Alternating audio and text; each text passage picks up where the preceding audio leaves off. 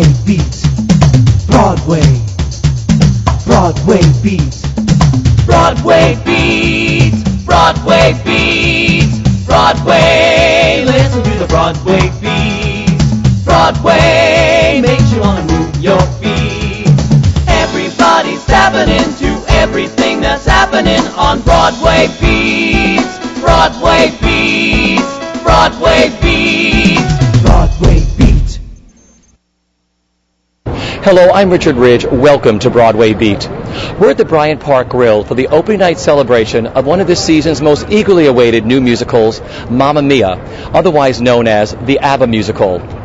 Joining me tonight as my co-host is producer-director Richard J. Alexander, who purchased the Be the Host of Broadway Beat auction package at last year's Broadway Cares Equity Fights AIDS flea market. It is my pleasure to welcome to Broadway Beat Richard J. Alexander. Hi, my name is Richard J. Alexander. I'm here for Broadway Beat. We're at the opening night party of Mamma Mia, the biggest thing to hit Broadway in a long, long time. The show opened in London in April of 1999 and has been selling out ever since. It's toured across America, Australia. It's been a blockbuster everywhere. And tonight, the Abba musical, as they call it, opened at the Winter Garden, where I personally suspect it's going to be a tenant for a long, long time. Tonight, you're going to meet a lot of the stars of the show. I'm losing my voice because it's been such a wild party here at Bryant Park Grill. And you're going to have a great time, so enjoy the show. I was cheated by you, and I think you know it. So I made up my mind, it must come to an end. Look at me now, will I ever learn? I don't know how, but I suddenly lose control. There's a fire within my soul. Just one look and I can hear a bell ring. One more look and I forget everything. Oh, Mamma Mia, here I go again. My, how can I resist you? Mamma Mia, does it show again? My, just how much I miss you. Yes, I've been broken hearted. Lose the take we parted. I should not have let you go. We have Judy Kramer here, who is the producer, the sort of lead producer on Mamma Mia, who has taken this all the way from London, across Canada, across the United States, and tonight to Broadway. You know we've been through a wild time here in New York. I don't have to tell anybody who's watching. Tonight is a particularly great night for Broadway. What did it feel like for you tonight? It was very exciting. It has been, obviously a very tough time for everyone, but I think everyone's really looking forward to Mamma Mia, and the audience tonight certainly went crazy. Now for you, I know this from my Les Miserables experience of different companies and things.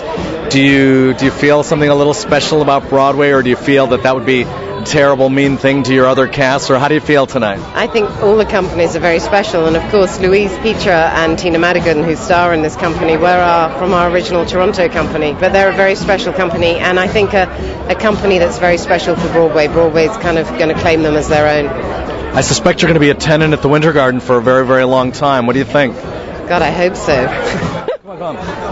These are very good friends of mine. These are the folks from Decca Records. They did the original cast recording of Mamma Mia, and I asked them to say a little bit about their recording, obviously, and what it felt like tonight to be part of the Broadway audience. First of all, Kevin, introduce yourself to everybody. Kevin Gore, president of Universal Classics. Tell us how the show was tonight. Show was great, fantastic. This is my fourth time. I saw it in San Francisco and in London. It's a fantastic show. Everybody had a great time, clapping, singing, dancing. A lot of fun. Right, and this is Amy Gautreaux, who's also at Decca and the new mom of two beautiful twins. I happen to know that. How did it feel to be there tonight? It was wonderful. I wish I could have brought the twins with me. It was such a bright moment and everything that's happening right now. Great. Kevin, just tell us a little bit for the audience, because you've been doing a lot of reissues. You do a lot of Broadway cast recordings, I know, because you've been kind enough to give them to me. They're pretty fantastic. But Is there anything coming up that you're particularly excited about, or any reissues that the audience should know about? Well, I'm trying to think off the top of my head, and I'm not thinking very well off the top of my head, but this cast album's been out. We actually put it out last year when we started with the San Francisco premiere, the first U.S. date, and it's been selling like hotcakes, and now that it's on Broadway, we think it's going to go crazy. So, Amy, you might want to We have the new cast recording of By Jeeves coming out, and we have reissues, as we always do, of the London cast recording of Bye Bye Birdie. We had a wonderful reissue that came out fairly recently of Connecticut Yankee, or is it a Yankee in Connecticut? I forget. Connecticut Yankee. Yes, which is really a wonderful reissue. Down the aisle we had. I'm so happy to be. Two on the aisle. I'm so happy to be able to introduce them to you, because these are the kind of people you don't usually meet. Two on the aisle. Two on the aisle. Two on the aisle. And we have the and not Andrew the one Lloyd- with Stephen Eady. And they haven't even started drinking yet. And we have the Andrew Lloyd Webber box set coming in. Yes, now and in forever. November. We have an Elvis track that has never before been released. Elvis singing Andrew Lloyd Webber. What did he sing? I don't remember this. It's a song that he and Tim Rice wrote for Elvis. And Great song. Yeah. Wow. Well, we got the scoop tonight. Thanks for coming over to talk to us. This is Nancy Coyne from Sereno Coyne, and I'm so glad she's here tonight for the opening of Mamma Mia, because I've been watching her work ever since September 11th. She's so responsible for bringing Broadway back to life, for doing the commercial in Duffy Square, and I would just like her to say something, because it's a face you don't see very often, and we know her, because she's in the community and we read about her in the Times and everything. But for the Broadway Beat audience, this is Nancy Coyne. What would you like to say? Tell us about the show tonight. This is a great moment. This is like the first big opening since September 11th, and the theater was it was incredible. It was filled with people who were having the time of their lives. They were singing and dancing, and I'm just so happy to be here, and I'm so happy that Broadway's come back the way it has. It's such a tribute to the people of New York. I mean, we relied on tourists for a long time, and now we're turning to them, and they're coming through in the most remarkable way. It's just great. It's great to be part of this business. It's so perfect that she's here. I've been wanting to write her a letter. This is great. Thank you.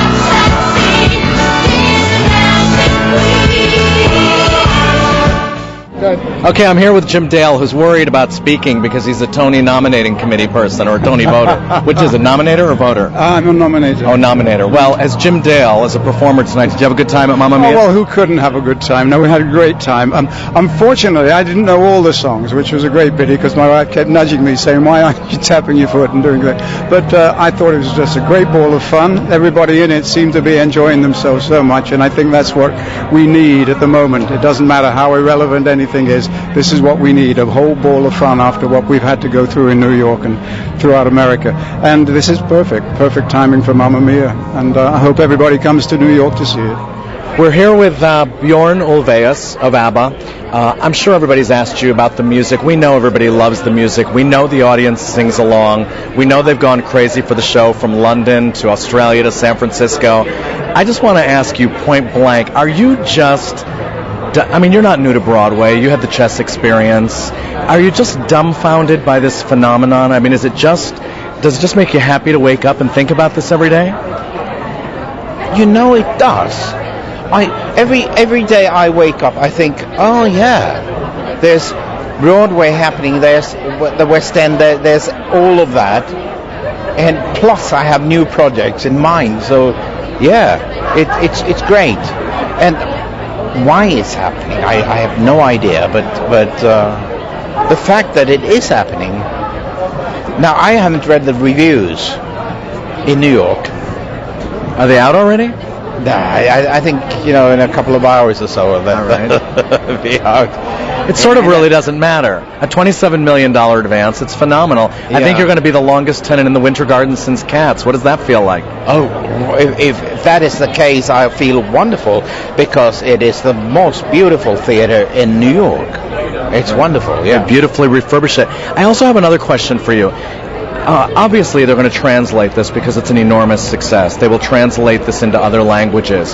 Does that mean that just the book will translate, but the songs will stay in English? Or have the songs been translated in the past into other languages for hit radio? I'm unaware of this fact. No, well, in the very beginning of our career, which was 74, 75, we recorded a couple of songs like Waterloo in other languages, but since then, nothing apart from Spanish. And I'm in complete control over this, so I will not allow them to translate anything into any other language, other than I think that this is, I'd like to hear this. And we're doing it. We're having an experiment right now with Holland, so it's being translated into Dutch, and later into Japanese as well. But I'll watch that closely to see whether I like it or not. Right, that's interesting. Now, people still love chess. They still want to do it. They do it in concert. They're still trying to figure out what happened. What do you think? I mean, do you want to see chess again? Would you like to see it mounted again? Is it close to your heart? How do you feel about it? It's very close to my heart, and while I've been doing auditions for Mamma Mia around the world, I hear actors and singers always coming up to me like saying there's that, Freddie. Yeah, exactly. So what we're doing a revival of chess in Stockholm in February next year, with a slightly revised story. And if that works, we'll translate it back, and then, of course, my ultimate goal would be to come back here with it. Well, it's an honor and a pleasure to meet you. Enjoy your party and your triumph on Broadway tonight. Thank you very much. Okay.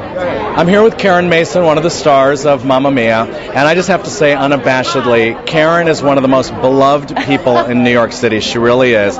She's been around for a while. Everybody knows she understudied and was walking around the Beeper, Midtown Manhattan, when she was covering for Betty Buckley and for Glenn Close in Sunset Boulevard.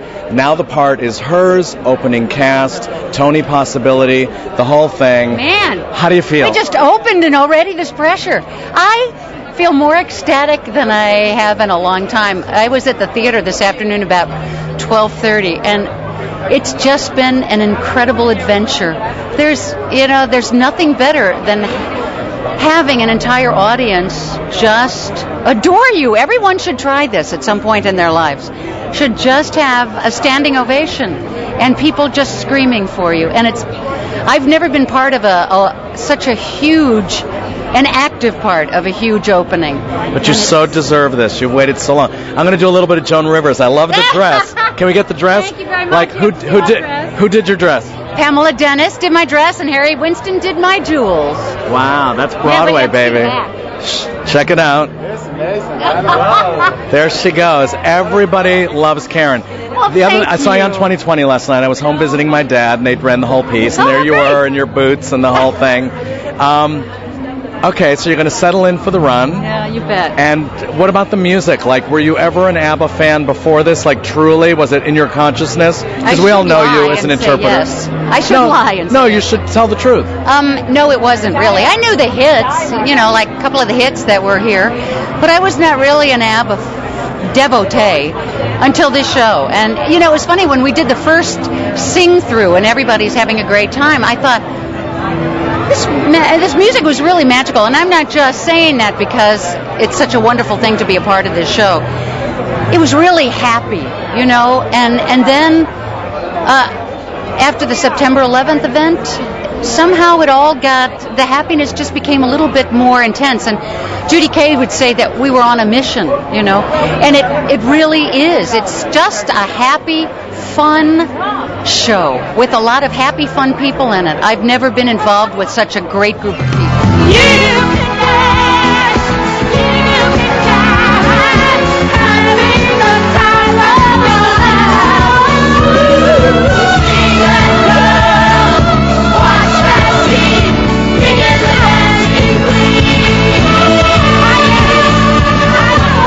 We're here with Judy Kaye. This is another one of probably one of the most beloved people on Broadway. The Tony Award for Phantom of the Opera. It's gonna make me cry. Ragtime. This is, I know, but listen, I know Mooney Shapiro's songbook. Well, that's how long I've been person, around. Yeah. but like I was talking to Karen, you guys so deserve this. Just tell me, how do you feel tonight?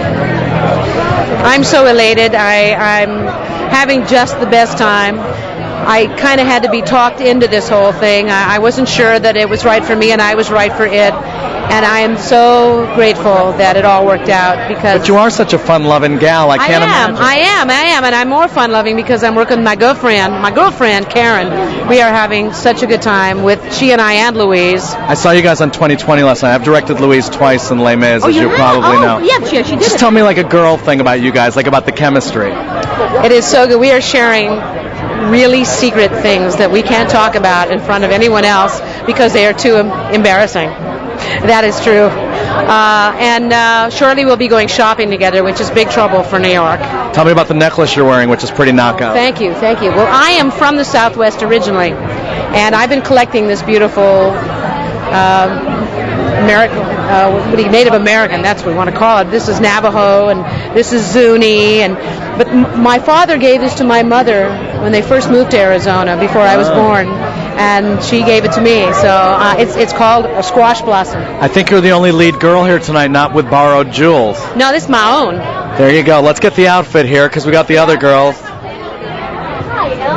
Congratulations. Judy, thank you, and congratulations. Thanks for talking to us. Thank you. We're here with Catherine Hicklin, huge daytime star, who I catch every once in a while and leave her phone messages about, that character of Lindsay. So you're here. Now, is it true? Is this actually your first Broadway opening night you've ever been to? It's the first Broadway opening night I've ever been to. And how is that possible? You're such a fan of Broadway, and you've starred on Broadway yourself. Because you have to get tickets to these things. And I just never think of calling anybody. So your press agent wangled it? She did. And I have to say, it was about the most thrilling thing, really. I saw it in London, and I loved it. But it was just powerful. Now, do you think it's because you knew people like Karen Mason and Judy Kay, or you just had a better time? No, I just think that because there's a war going on, that anything that can take my mind off of that war for 3 hours it's amazing, I just didn't think about it, and I'm happy, and it stayed with me. Now, do you have an eye on that show for it to go in as a replacement? I'd have to go back into some serious voice work for that. Those girls were fierce. That's not what I'm asking. I'm asking, were you eyeing it? Yeah. See, do I know my girls or what? I was eyeing it, yeah. Well, have a great time at the party. Thanks for talking to us. Okay, all right, bye. We're here with the director, Philida Lloyd. Now, I'm going to try not to bore you because I know you've been interviewed to death. But I want to know one thing. You walk up to that Winter Garden, you know you're going to be the longest tenant since Cats. What does that feel like? If we are even, tenants for even half as long as Cats, we'll be incredibly happy and very lucky. Are you just blown away by the success of this? I mean, we know it's a phenomenon, but what does it feel like inside your head to you? It's been, incredibly successful in Australia, London, and Canada. We came here absolutely with no illusions about the competition, the stakes being very high here, and also the events of the last month.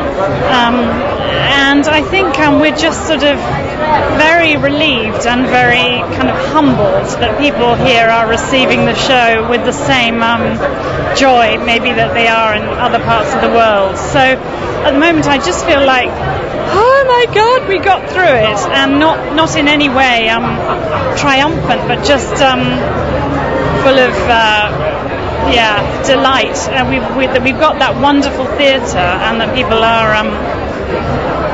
seem to be enjoying it and understanding it. Now, I was speaking to one of your actors earlier. I won't identify him, but I was saying, in terms of an actor prepares for this type of show, he claimed that you dealt with it exactly as if you were directing Hamlet. Can you sort of pontificate on that a little? I think somebody once said, I'll try not to be pretentious, but I think it was Goethe that, Faust was something like a very serious jest, and I think that's the way in which we've approached this. It's very, very tongue-in-cheek. We try not to take it too seriously, but underneath it is something quite profound about lost parents and identities and lost lives and the past meeting the future. And also I wanted the actors to really own the material, and for it not to feel like a British show that the American actors were having to just sort of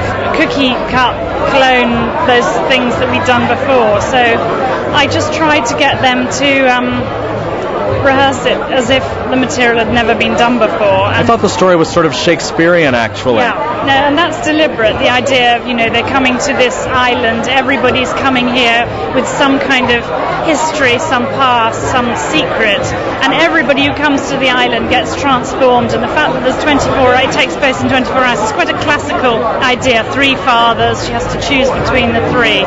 It could be, it's a mixture of elements of The Tempest and Merchant of Venice and maybe Midsummer Night's Dream. What about the whole experience? Like when you auditioned and you found out you got this, what's the journey been like? Has it been crazy? I auditioned in November, so it's been a year. And I found out in April that I got the job. And I live right around the corner from the Winter Garden, so I've been seeing the billboard go up and watching the theater change. And every minute I've been appreciating every minute of it. It's been incredible. It's a good time to appreciate things. Yeah, definitely. Definitely been such a gift.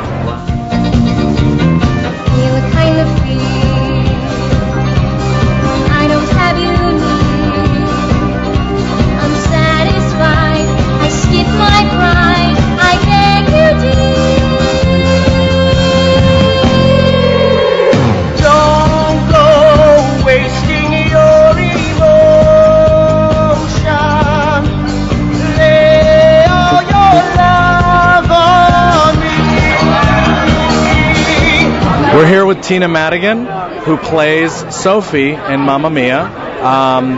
You played it on the road before coming. Were you excited when you actually found out you were headed to Broadway? I mean, I'm sure you were nervous. I was so excited. Yeah, absolutely. I've been looking forward to this now for a while, and I never thought the part would come my way, but I said my prayers and God answered them, and so did the directors and the producers, and I'm having a ball. I love it. Now, did you know you were coming to Broadway, or there was that moment before you found out? No, I didn't know that I was coming to Broadway. I mean, I had sort of said, hey, if you don't find anybody, or could you keep me in mind?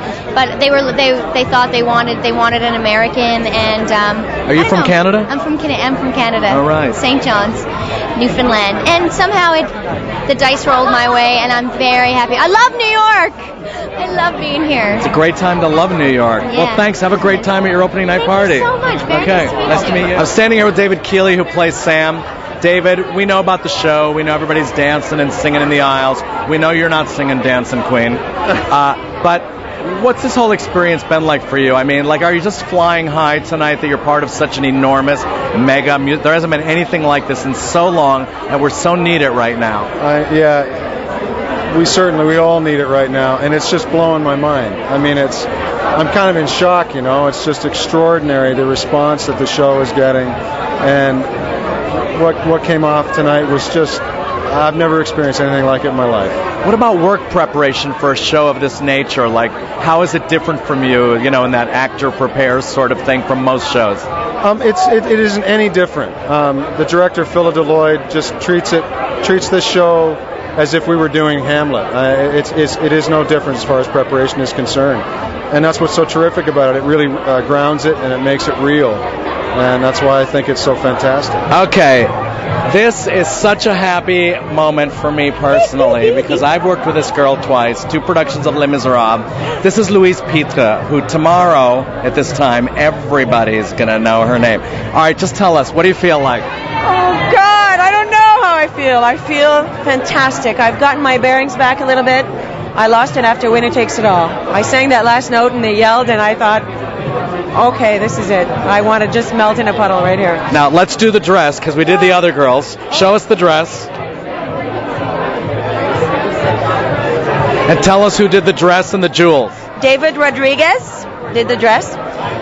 He's a young, hot designer in New York. The jewels are by Christian Tse, T-S-E, from California. So, the shoes are Stuart Weitzman. There you go. My little Barbie shoes. Now, the other girls have told me a little secret. I want you to give me a little bit of girl chemistry information. I talked to Karen, I talked to Judy, they gave me the scoop. Give me a little bit of the girl thing. How you guys getting on there? You know what? I walked in first day of rehearsal, and I heard people talk to me about Judy Kay. And I went to see Karen Mason perform in Chicago. And I thought, okay, I'm dealing with 2 pretty hard ladies here. And they thought the same thing as we talked later. We are three strong women. Very different, strong, but you know what? We all have a good sense of humor, and it's absolutely a blast working with these three. I saw you on 2020 last night. I read the Times piece. This girl's heart is so huge. Her dressing room is always the center of the show. I went to see her in Los Angeles. Everybody's always hanging out in Louise's dressing room. She's a huge star in Canada and also made a big splash in Paris, and people just haven't known who she is. But this has been a dream to come to Broadway, hasn't it? Yeah, absolutely. And she's got a great new album out. Just tell us the name of the album. All of my life has led to this. And it's great. I actually sent her an email because it's a beautiful album. But I want you to introduce us to your husband. Yes. Because I had lunch. My husband, Joe Matheson. Right. Who's an actor, singer, dancer as well. Right. Who is here with me tonight. He wasn't supposed to be here. When I had lunch with Louise, she was very blue because her husband wasn't going to be able to be here for her Broadway opening. Yeah. So, you know this is a dream come true for her. How do you feel? It's a dream come true for both of us, and I'm just living vicariously through her now. Yeah. Now, you know you have one of the most beautiful, talented women as a wife, right? Oh, I knew that a long time ago, but I'm not doing too badly either, it's as you can see. after seeing her in this dress, I think now I'm just happier. I caught her at a weak moment. And It's going to be a good night at home tonight. Yeah. And they have a little cabin somewhere, like hidden in Canada. Louise, I'm just so thrilled for you. Is there anything you want to tell these people that don't know you? Oh, God, come and see the show. Go see any show on Broadway, every show on Broadway. It's happening. It's alive in New York right now. It's the best place to be. So come and spend your money in New York now. Go enjoy your husband and the party. Thanks for talking to us. All right. I was cheated by you, and I think you know when. So I made up my mind, it must come to an end. Look at me now, will I ever learn? I don't know how, but I suddenly lose control. There's a fire within my soul.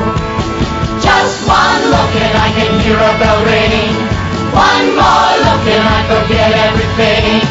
Oh, Mamma Mia, here I go again.